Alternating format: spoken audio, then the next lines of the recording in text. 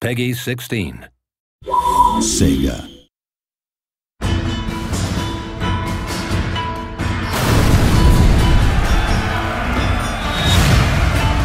Set during the 19th century, The Fall of the Samurai offers a largely different gaming experience to the original Total War Shogun 2. It's full of explosives, pyrotechnics. It's got lots of fun new units like torpedo ships and Gatling guns. Ships explode left and right, get armor-penetrating shells. We have this huge clash between the modern and the traditional. Effectively, this is a war for the soul of Japan in the modern world.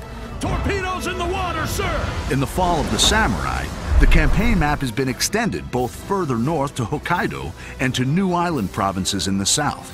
Ultimately, at the end of the Boshin War, the shogunate forces were chased by the imperial forces into Hokkaido, forming the Izo Republic, which was kind of the last stand of the shogunate forces. The campaign map has been reimagined to reflect the new time period, with steam railways making their first appearance in a Total War game.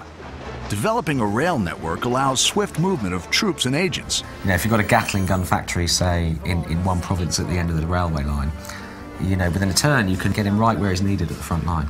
But be wary of enemies sabotaging or blockading your stations. My favourite agent, really, I think, is the foreign veteran agent. So that's kind of an American or British or French foreign veteran that you bring in to improve the recruitment of your troops, kind of drill your troops, train them more effectively.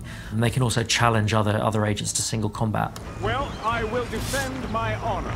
The American, British, and French nations play an important part in the struggle for victory. Japan was rich in natural resources and obviously trade opportunity. The Americans were very keen on tapping this potential. You know, a bunch of Americans turn up and say, you will trade with us, and back it up with some gunboats. The construction of trading districts for Western powers will give you access to devastating units and advanced technology. The Industrial Revolution and the Enlightenment that took many, many decades in the West gets condensed into 2 or 3 or 4 short decades in Japan. You know, in about 30 years, it's one of the most advanced industrial nations in the world.